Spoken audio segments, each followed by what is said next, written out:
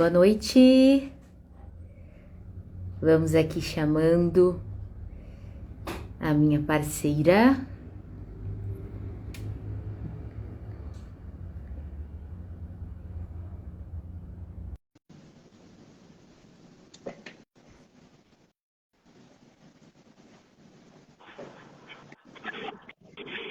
Que a gente sim. Natasha? Olá, Oi, boa noite. boa noite. E então, vamos lá para a nossa tão esperada live? Vamos lá, vamos Menino ver do o que céu, nós temos programado. olha, tem bastante coisa para falar e eu me sinto até, de certa forma, não sei, assustada, talvez, receosa, para falar sobre a Lígia, né? Porque a Lígia, ela tem uma complexidade em si muito grande, porque ela é uma escritora fabulosa, né? Que cria os seus próprios tipos de narrativa, que foge bastante do comum, né, do que a gente está mais acostumado a ler. Então eu até me sinto assim muito pequenininha para falar sobre essa autora. Sim, quem somos nós, né? Diante de uma grandeza, né? Mas, assim, ela deixou poucas obras, se a gente for parar para pensar a nível de romances, né? Que dentro do histórico dela, ela escreveu 4. Mas ela deixou grandes números de contos, né? Que dão suporte aí para as histórias que ela sempre com carinho, né, nos prestigiou. É isso mesmo. Quero saber se você tá com vinho aí, Natasha? Eu tô, o Porque combinado o não é a nosso gente. combinado, olha lá, o nosso combinado era sempre fazer uma live com uma boa taça de vinho. Ah, vinho branco também. Aí, Sim, um brinde, um brinde, um brinde, um brinde. um brinde, um brinde. E até Tá fazemos esse aqui. convite, né? Para quem nos segue, para estar assistindo a gente, compartilhando esses momentos conosco aí, com uma tacinha de vinho também, trazendo essa leveza para nossa semana, que muitas vezes é bem puxada, com tantos afazeres, não é mesmo? Então a gente acaba aí, em meio a essa correria toda, reservando esse tempo para isso, né? Para conseguir também, de certa forma, acho que toda leitura, ela acaba nos levando para um outro ambiente, não é isso? Então, acaba que muitas vezes é uma companhia diferente para nós, diante de toda essa correria que nós precisamos aí cumprir no nosso dia a dia. Sim, a proposta é essa, né? A gente se divertir, falar de coisas boas, né? Falar de literatura e dar uma relaxada, né? Em plena meio da Isso semana, mesmo. mas pegando um gás aí para o restinho da semana que ainda tem por vir, né? Isso mesmo. Bom, vamos lá. Você quer falar um pouquinho sobre a vida da Lígia? Bom, o que, que nós podemos falar, né? De forma resumida, porque né, é vasto, né, é rico de informação. Então a gente tem ali a questão de que ela é paulista, né? Nasceu ali em Uhum. 1918 e veio a falecer em 2022, ou seja, né, mais de 100 anos de idade, contribuindo cento e aí com a três nossa aninhos história. aí. Com certeza. Então, considerada por acadêmicos, críticos, né, e leitores uma das mais importantes e notáveis escritoras brasileiras, conhecida aí como a Dama da Literatura, né? O que mais a gente pode falar, né, da literatura brasileira, né? O que mais a gente pode falar dela, né? Então, vamos falar propriamente do livro em que a gente estudou, né? E que a gente veio contribuir um pouquinho com o nosso olhar, cada uma com o seu ponto de vista, né? Então, vamos lá. Uhum. Eu só queria, da gente começar assim, a falar propriamente do livro, né? As Horas Nuas, queria trazer um pouquinho sobre essa escritora, que eu acredito assim que com bom humor, ela sempre trouxe um pouquinho, né, de um perfil, muitas vezes, com uma profundidade psicológica muito grande. Então, muitas leitoras prestigiam essa autora justamente pelo fato de que às vezes ela dá voz mesmo, sabe? Dá voz a diferentes perfis femininos, né? E até voltando um pouquinho nessa formação dela, ela acabou aqui, eu fui dando uma olhadinha, porque eu sou daquela seguinte opinião, que a gente tem que conhecer um pouquinho desse perfil do escritor para a gente saber como ele cria esses personagens e como ele vai desenvolvendo isso. E aí, ao verificar assim um pouquinho, ela teve duas formações, né? Ela se formou em Direito e também em Educação Física. Inclusive, ela foi bastante, assim, desprestigiada, se assim podemos dizer, dentro da academia, no sentido, muitas vezes, da formação de Direito, porque os homens diziam que jamais uma mulher seria capaz. Além disso, como escritora também, né? Houve bastante comentário, bastante burburinho sobre ela, dizendo que ela escrevia como homem, né? Que ela era uma boa escritora porque escrevia como homem. Então, assim, todo esse processo, né, dela aparecer como uma escritora de fato. E além dessa questão também, bom, ela foi uma procuradora, então ela, assim, ela procurou, ao ser formada em Direito, ela procurou ter uma estabilidade para poder desenvolver mais tempo com a escrita. E uma fala que ela sempre dizia, assim, em várias entrevistas, né? Eu prefiro ser amada do que ser compreendida. Então, assim, ela dizia que bastava se sentir aquilo, né, que ela estava escrevendo. Que ela não necessariamente, né, precisava ali ser completamente compreendida por todos os seus leitores, mas que os seus leitores conseguissem ver a verdade que ela trazia por meio da escrita, aquela paixão mesmo que ela tinha por criar aquele jogo de palavras, né? Ela teve, inclusive, apenas um filho, ela teve 2 casamentos, e ela teve apenas um filho que foi o Gofredo, que inclusive ela acabou perdendo esse filho, tinha uns 50 e poucos anos mais ou menos o filho, que também, assim, para ela foi uma perda muito grande e que, digamos que de certa forma, ela conseguiu também encontrar aí uma saída desse luto por meio da escrita. Então, a escrita, ela salva, né? A escrita, ela possibilita isso, digamos que uma zona de maior, como eu posso dizer, acolhimento. Acolhimento, tanto para quem escreve como para quem lê. E ela fala muito sobre essa questão do estado de paixão que ela se estabelece ao escrever. Ela se declara apaixonada por essa escrita, né? Então, assim, achei muito interessante também essa parte dela enquanto pessoa.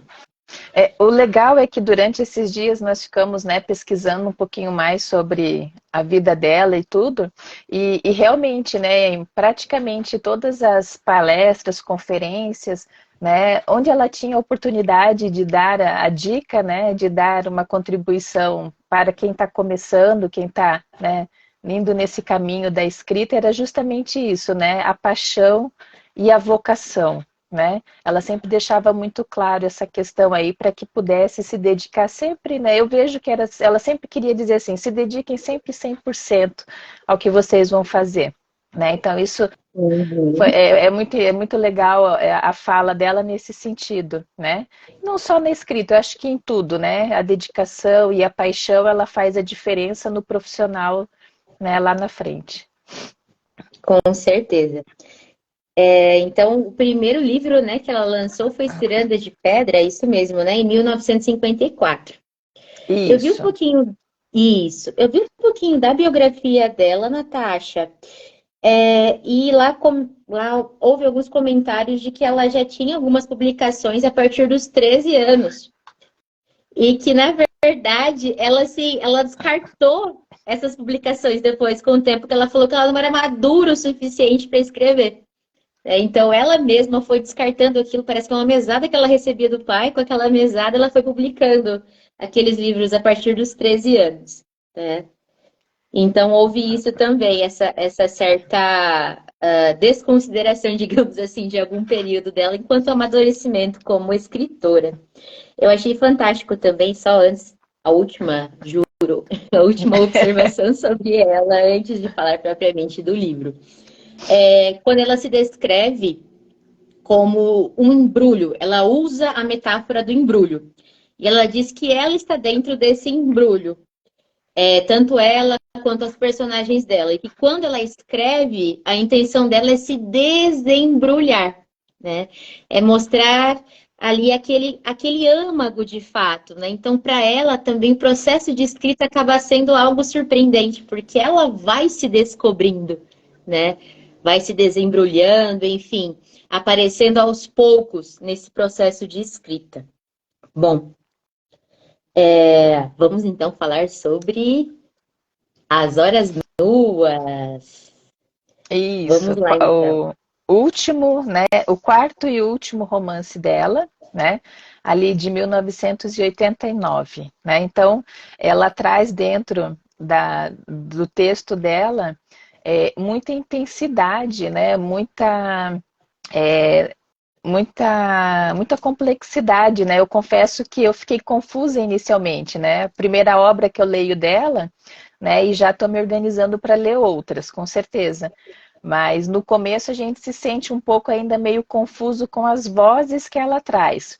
Mas depois que a gente entende, né, a lógica, né, o que que ela começa a descrever, a gente vai, né, se encontrando dentro do livro, né, e vai navegando, né? Qual foi a sua primeira impressão aí quando você começou a ler? Bom, apesar de ser formada em letras e ter um contato maior com diversas leituras, enfim, até mesmo com Clarice, que eu tenho uma grande proximidade com a escrita dela, enfim, com o que ela lê, eu me identifico muito. Eu confesso que parecia que, enfim, um trator havia passado por cima de mim quando eu comecei a ler As Horas Nuas. Porque, assim, enfim, os primeiros capítulos me traziam essa ideia de que, nossa, essa intensidade que é a, a Rosa, né? Essa intensidade toda, essa complexidade do psicológico dela, em um momento parece assim que ela está ali, ela está naquele presente, mas em outros me parece que ela vai apenas relembrando, né? Enfim, aquilo mesmo que a própria Índia comentou, que ela vai se desembrulhando durante essa escrita. Eu confesso que no início eu fiquei assim, meu Deus, o que é isso? Né? Parece que eu estou sendo atropelada aqui por essa escrita. Então, essa sensação que você teve de dificuldade mesmo, assim, no início de se localizar, eu também tive, sabe? A gente meio que se pergunta quem é, né, essa mulher, né, a forma como ela se declara, e aos pouquinhos a gente vai descobrindo quem é a tal Rosona também, né? A gente vai conseguindo visualizar isso um pouco mais. Tem essa personagem, né, cheia Aham.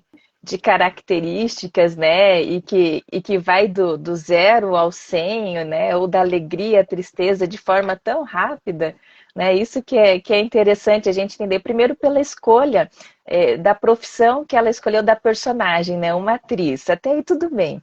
Mas de repente a gente vê que é uma atriz em decadência, né? Então a gente já começa a ver que vai ter mil coisas que vão acontecer aí no decorrer do enredo, né? Eu só peço desculpa que eu estou voltando, na verdade, de um pequeno resfriado, então a garganta está coçando, eu tô aqui entre o vinho e a água, né? Para aliviar um pouquinho. Mas vamos lá, vamos dar continuidade. Né? Vamos Então, sim. a personagem da Rosa foi surpreendente, né? Ela começa a pensar no presente, no passado, no futuro, tudo junto, né? O que eu particularmente acho legal, né? E confesso que eu estava lendo o livro pela segunda vez agora, né? Depois que eu dei a olhada geral, e a gente percebe que ela já traz desde o início, mas que a gente não se atenta na primeira leitura. numa segunda leitura, ou quem sabe numa terceira, ou quantas vezes, né, você se sentir confortável de ler, você vai encontrando algumas coisas que passaram despercebidos, né?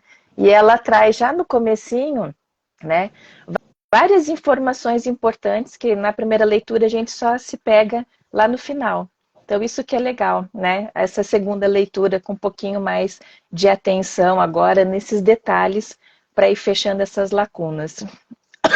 Eu acredito que seja um livro que, de fato, a gente precise revisitar, revisitar várias vezes, porque é uma obra de uma complexidade que é aquilo que você mesma disse, Natasha, que no primeiro olhar a gente não consegue, né?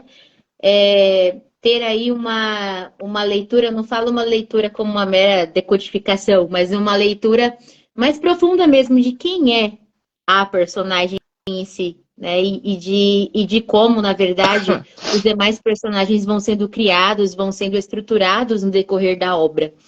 Isso, assim, foi de uma forma bastante surpreendente.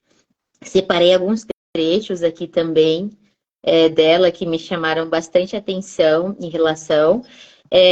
Eu olhei algumas críticas também sobre o livro, né? Lembrando que a questão de crítica, né, para quem está nos assistindo, ela sempre se refere à caracterização mesmo da obra, né? Não para a gente trazer algo de uma forma negativa, né?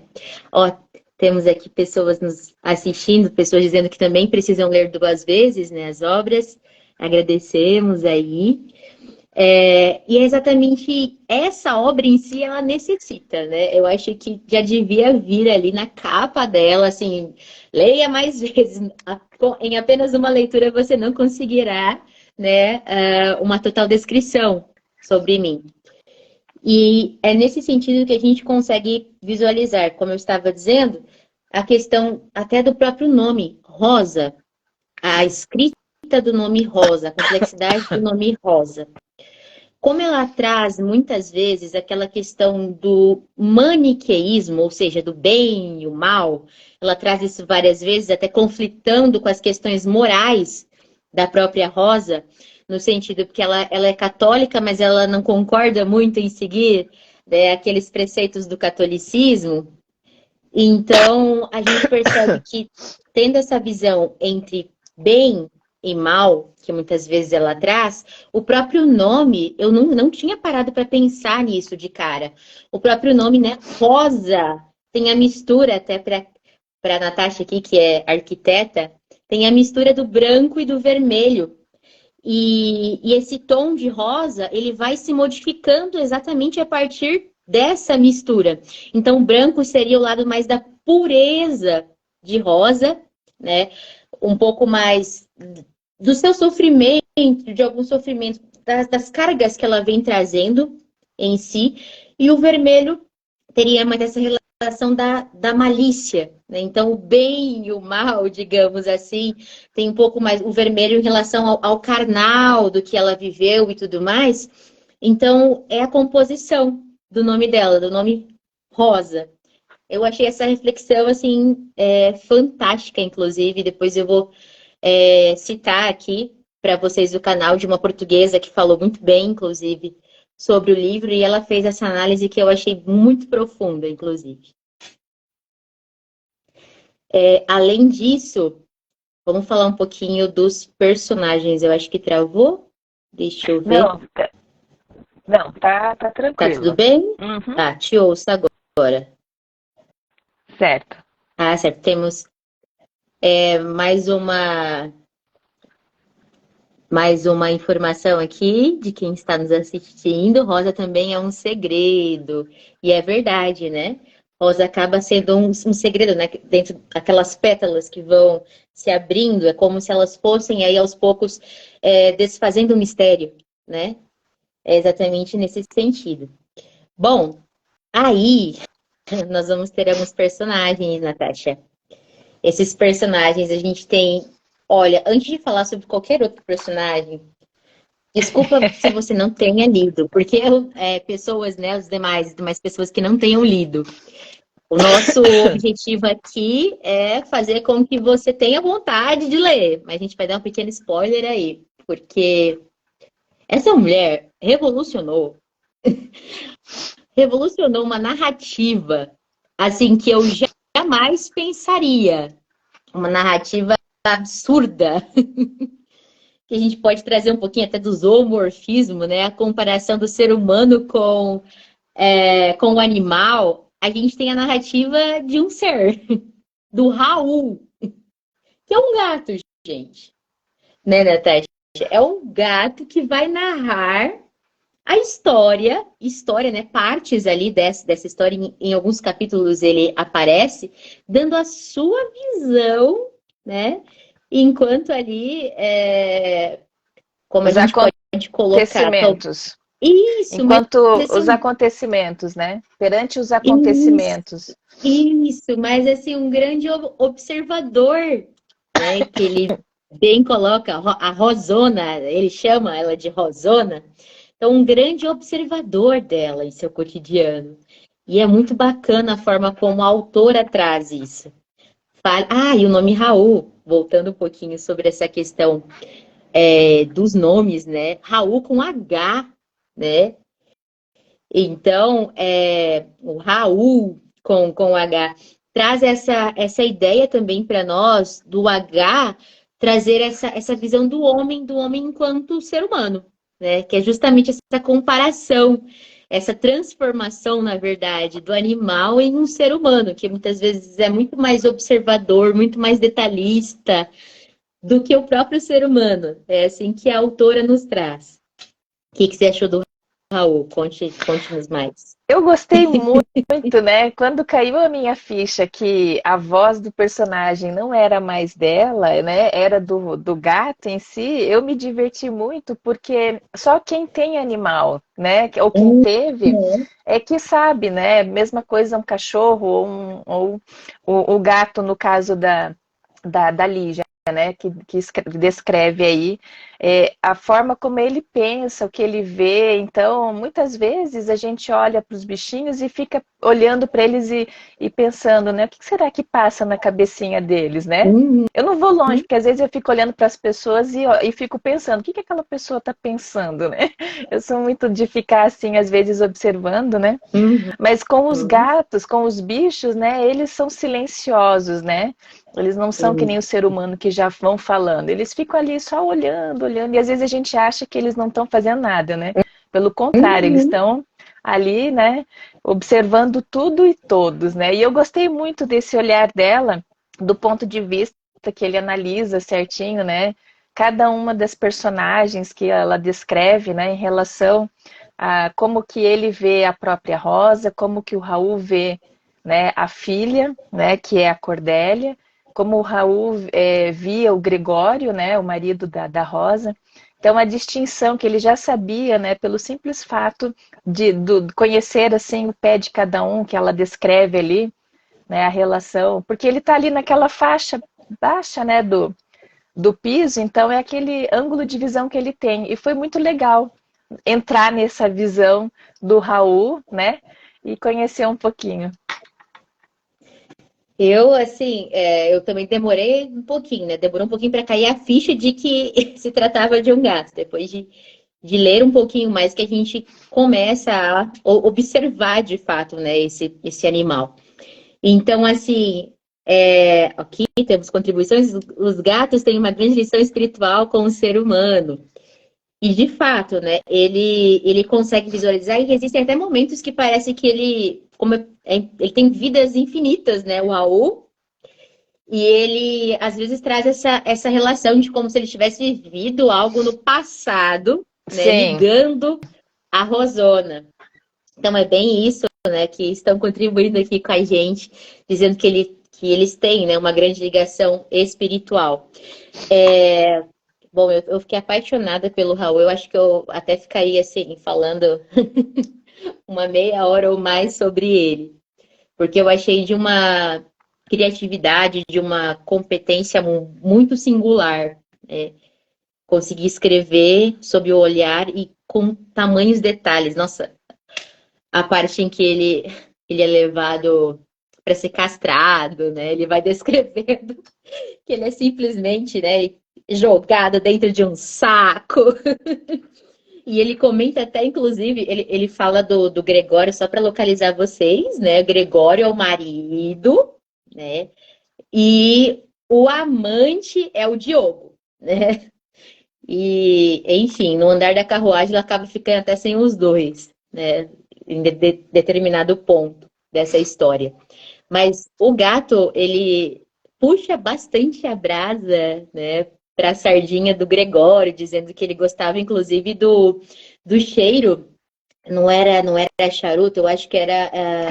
Não era Cachimbo. charuto, cachimbo, isso. Cachimbo. Que ele gostava do cheiro do cachimbo, né? Que o Gregório, com todo cuidado, ele tomava um cuidado para não jogar fumaça nas narinas do gato, pelo gato ser sensível. E tava ali, a Rosona enfiou o gato lá dentro do saco, depois foi levá-lo, né?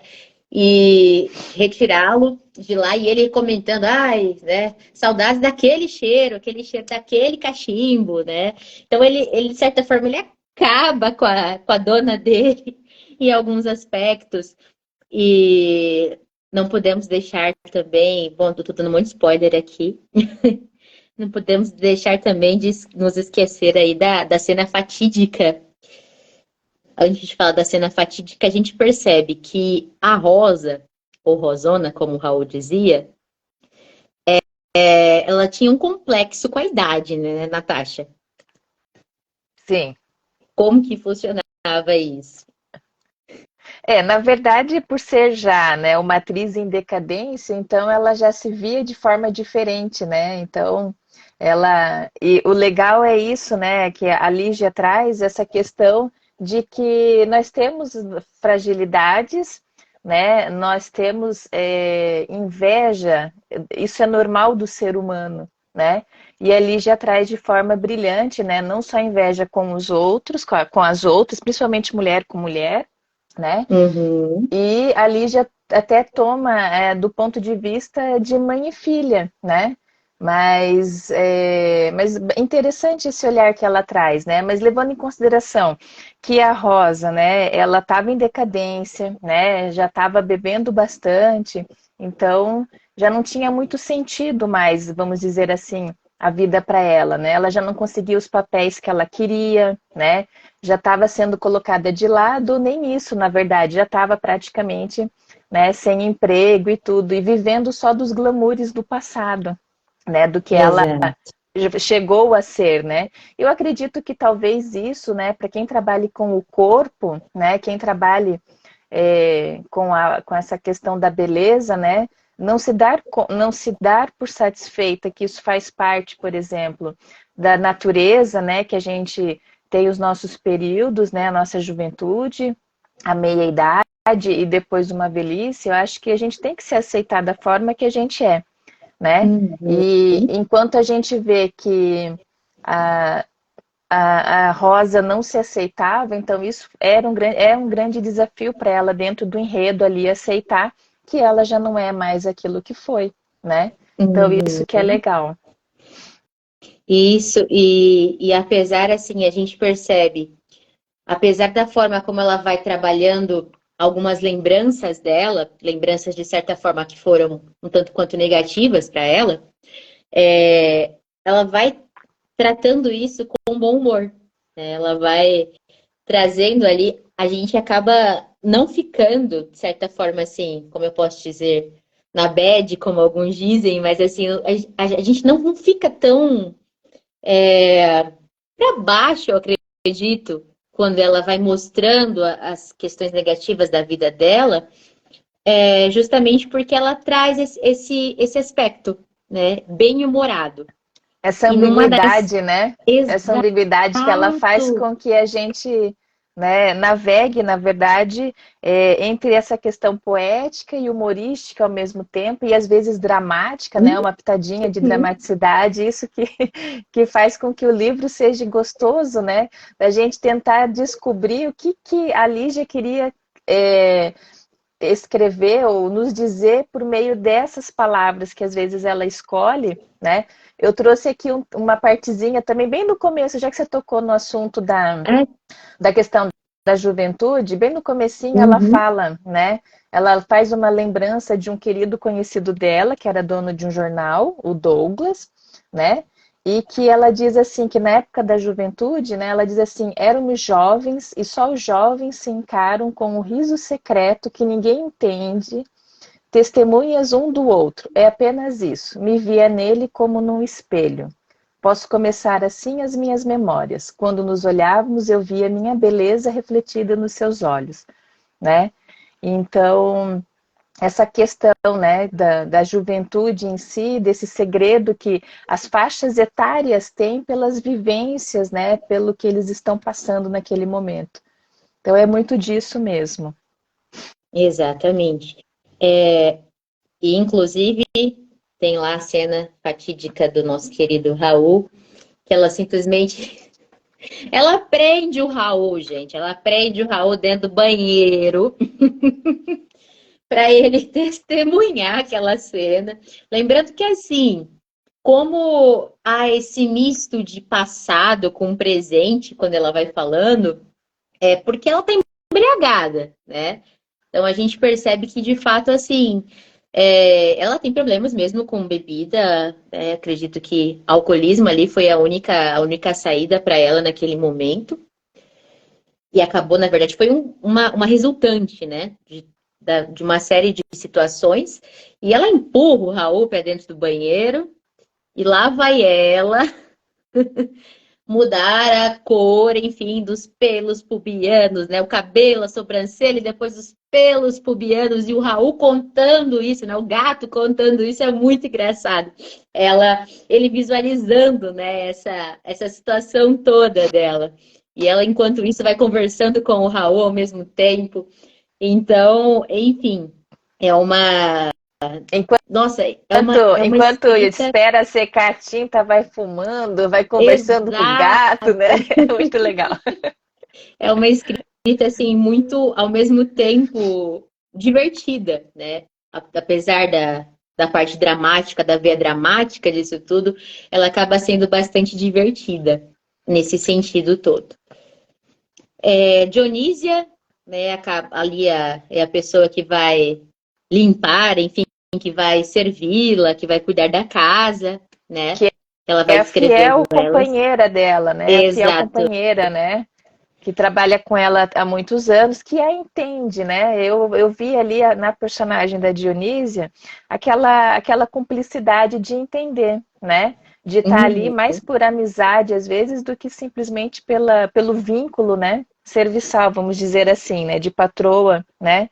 E empregada ali, né? Então, a Dionísia é quem entende ela e que também às vezes não dá muita bola para os dramas que ela, né, fala, que no passado era assim, não sei o quê, né?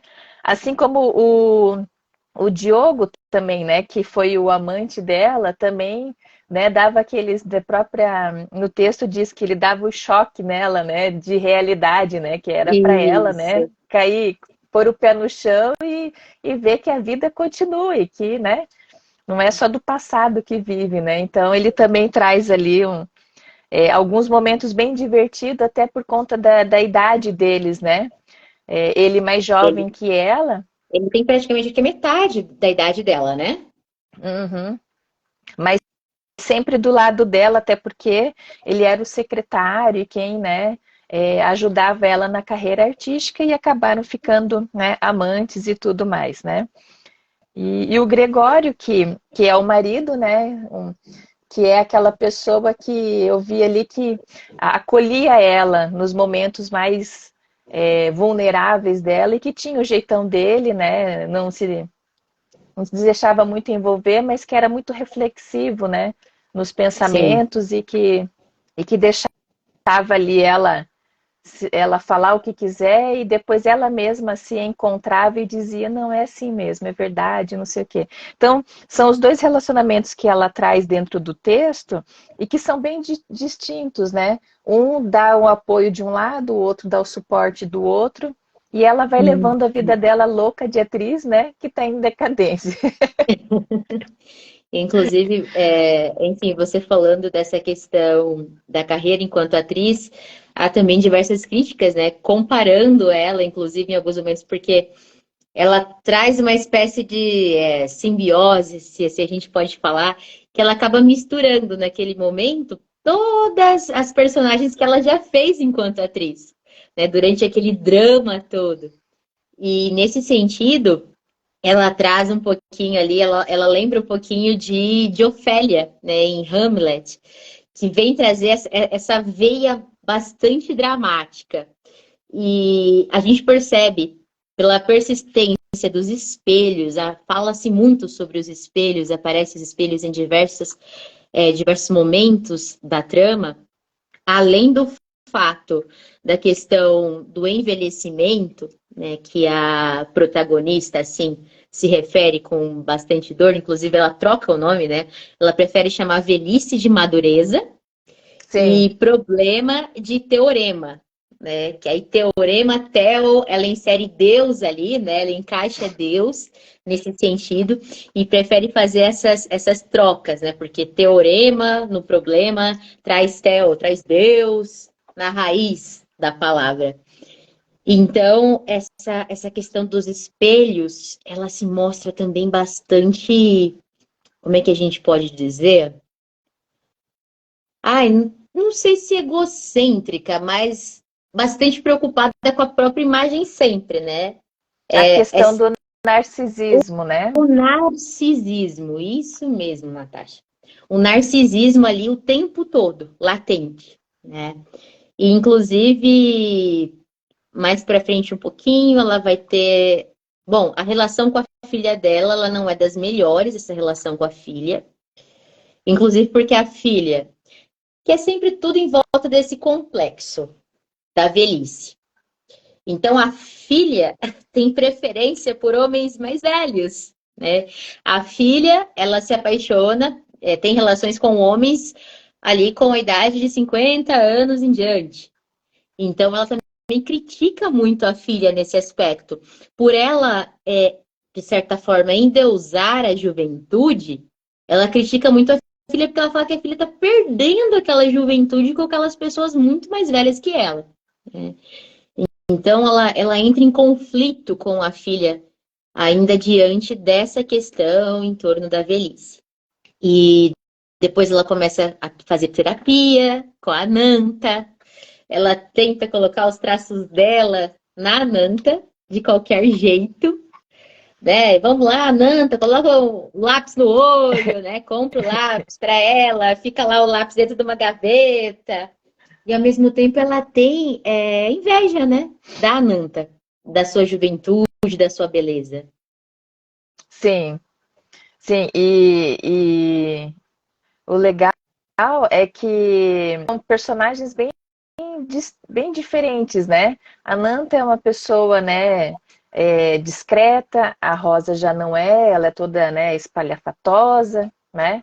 A Nanta já é uma pessoa mais quietinha, observadora, que faz lembrar muito o perfil do Gregório, que foi Isso. o marido da Rosa, né? Uhum. Então, existe já esse conflito, porque a Rosa, na verdade, né, eu vejo, da sua fala ainda há pouco, me veio de que a própria vida da Rosa, né, que você falou que ela vem citando personagens, né, que ela já fez, né, ou seja, a própria vida dela dá a entender de que ela é uma personagem dentro da vida dela, né, que ela está sempre atuando, né, no próprio contexto, né. É isso Então, mesmo.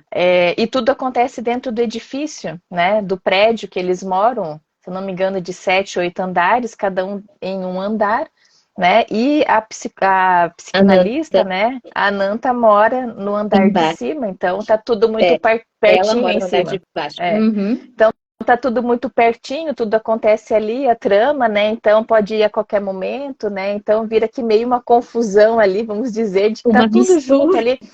Mas, ao mesmo tempo, a gente percebe essa questão de que cada um mora no seu andar, né? E as suas relações sociais, né? Apesar de estar tudo ali, mais ou menos, todo mundo saber o que acontece, principalmente a Dionísia, né? Que é a empregada que sabe de tudo que acontece ali dentro do edifício, né? Na maioria das vezes, né? Por que na maioria das vezes? Porque a Lígia nem sempre nos dá todas as informações que a gente precisa, né? Ela faz com que a gente, na verdade, tente interpretar ou imaginar o que pode vir a ser. Ela deixa com que o resto da história, o leitor é quem vai fazer o seu desfecho, né? Inclusive no Uhum. desfecho da Ananta, né? Que no decorrer da história ali ela desaparece e eu tenho, enquanto leitora, o meu desfecho. Eu já sei o que aconteceu com ela, mas no livro a gente não sabe. Não, Mas eu acho que é, pode ter não é sido entregue alguma de coisa, bandeja. né? Não Aham. é entregue, então cada um vai imaginar um final, né? E isso que é o legal, né? Ao mesmo tempo que a gente gosta, às vezes, de saber o final de alguns livros, tem alguns livros que é legal a gente, né, cada um imaginar o seu final, né? Cada um imagina o seu final, isso que é o interessante. Podemos Exato. falar um pouquinho também, deixa eu ver o que mais aqui. Quando a gente estava essa semana estudando um pouquinho sobre ela, a gente vê que em algumas falas da Lígia, ela traz para dentro dos livros dela, né? Uhum. Então, ela é tipo uma meia ficção, eu não sei como descrever isso, né? Porque em algumas Isso. falas que a gente vê dela nas entrevistas, a gente vê nela também dentro do texto.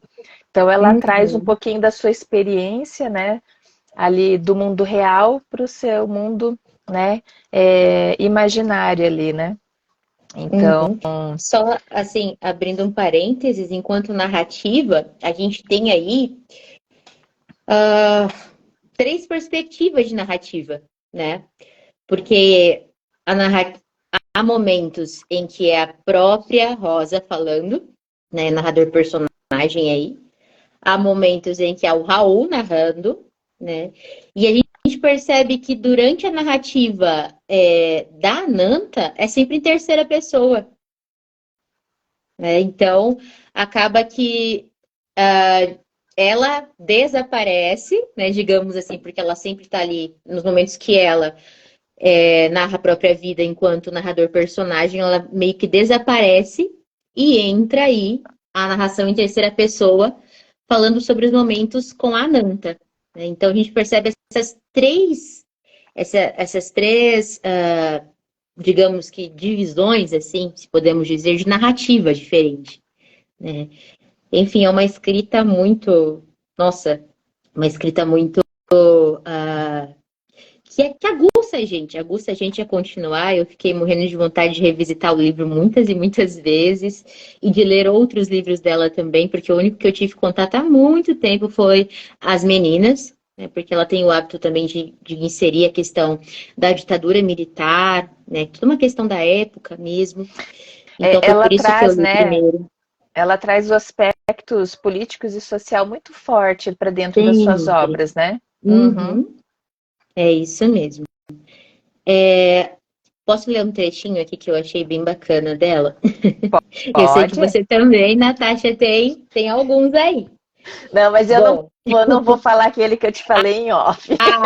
não, tem que falar assim. Deixa eu ver, sua mãe tá online?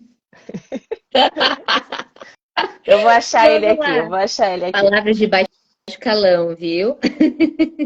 Vamos lá. Bom, eu vou ler um outro trechinho dela.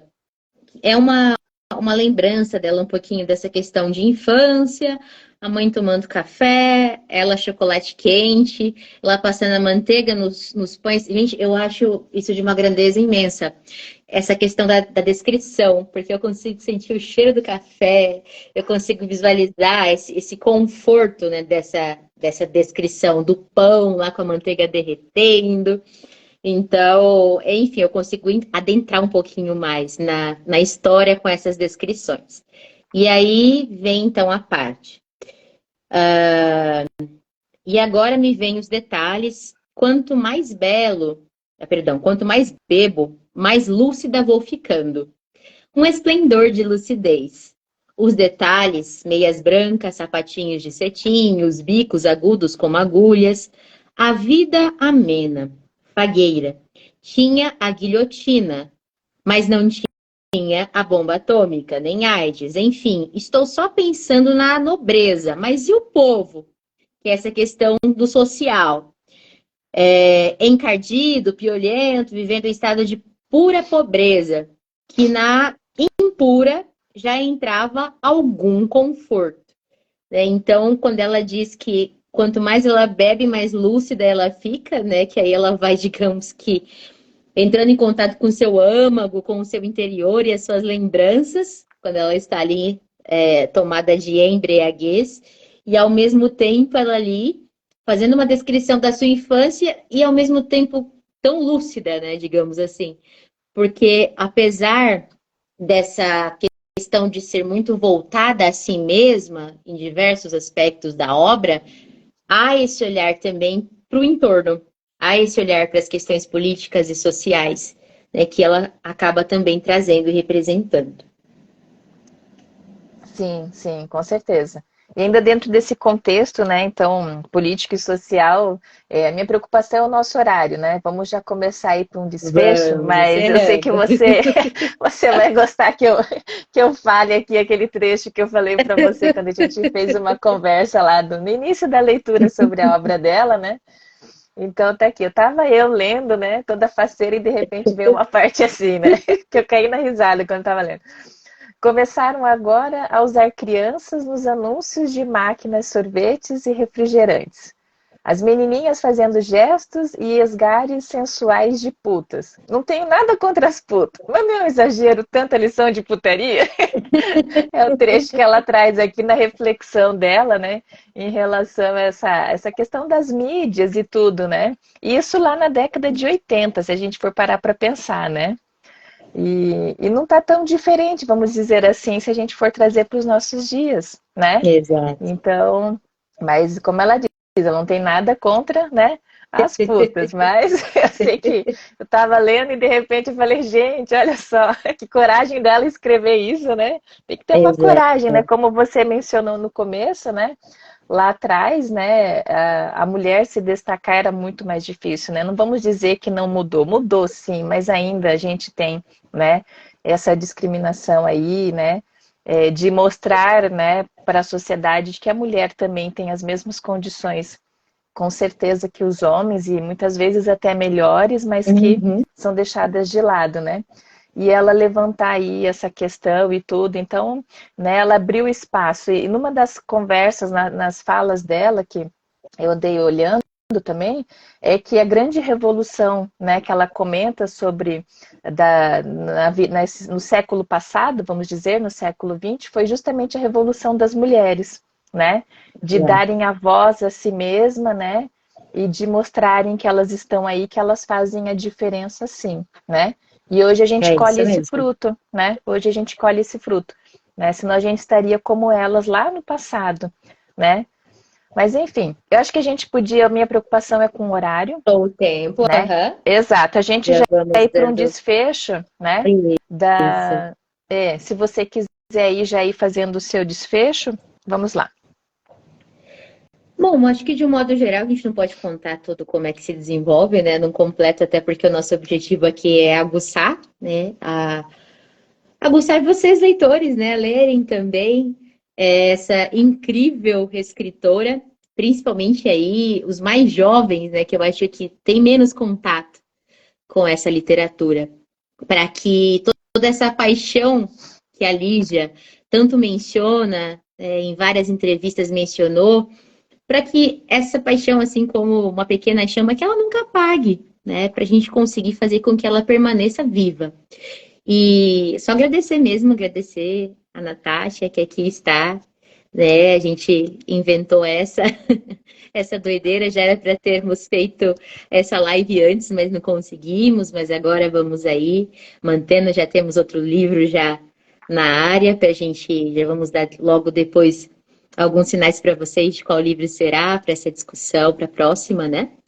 E, Sim. de um modo geral, eu fiquei, assim, encantada mesmo com a Lígia.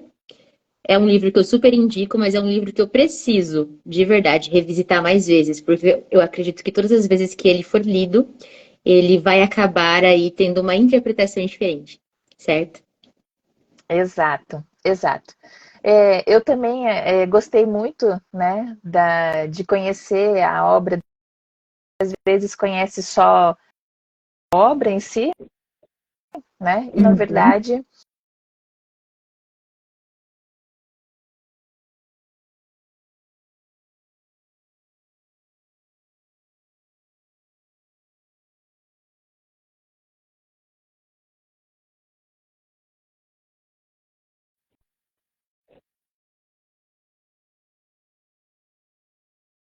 principalmente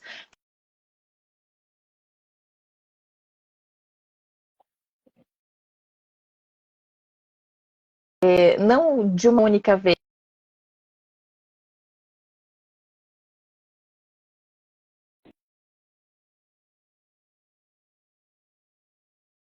apresentar desta forma, né? Então, eu só vou poder ter essa resposta quando eu conseguir, na verdade, ler os 4 romances, vamos dizer assim, para que eu possa fechar o conceito dela enquanto romancista e depois mergulhar, né, nos contos dela e conhecer a Lígia contista, né? Que daí ela tem esse outro lado aí, né? Tá? Então é isso.